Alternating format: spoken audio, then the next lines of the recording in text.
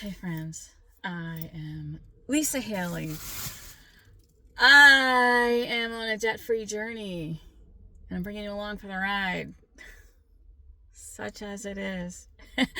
I don't feel like it's a debt-free journey today. It feels like I'm going backwards big time. I went to sew yesterday because I have a craft fair coming up in May, and it wasn't happening. So I took it apart and I did the best that I could. And I thought I'd figured it out, and no, I did not.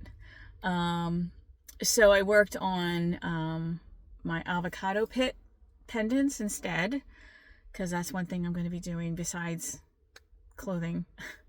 Maybe I'm going to be doing clothing. I also ended my dash yesterday around 4 o'clock because I only had a quarter tank left. So my $20 that I put in yesterday morning lasted me half a day. And I was out of gas money, so I was going to have to go home and rob one of my savings funds for gas money for today.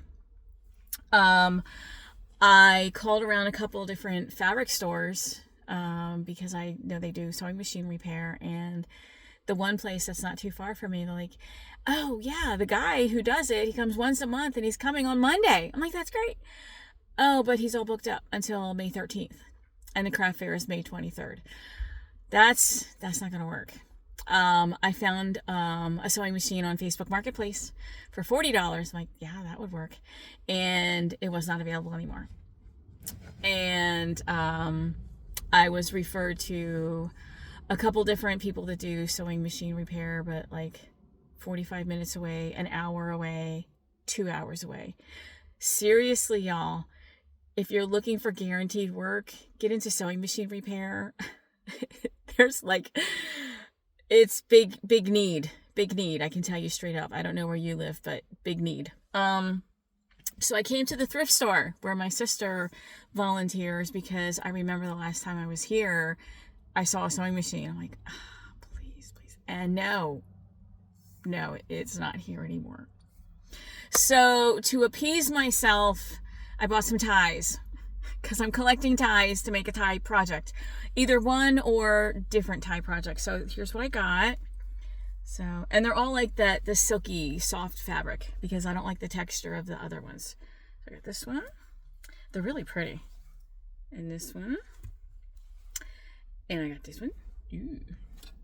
I'm gonna have to wash that one. It's got a spot on it. I just noticed that. They usually don't put things out on the floor that have spots. I like that one. So at home, I already have ties that are in these color schemes. So there. So now I borrowed money from my cat emergency fund so that I could go get gas. And then I'm going to dash. I'm going to dash until I'm down to a quarter of a tank, and then I'm done.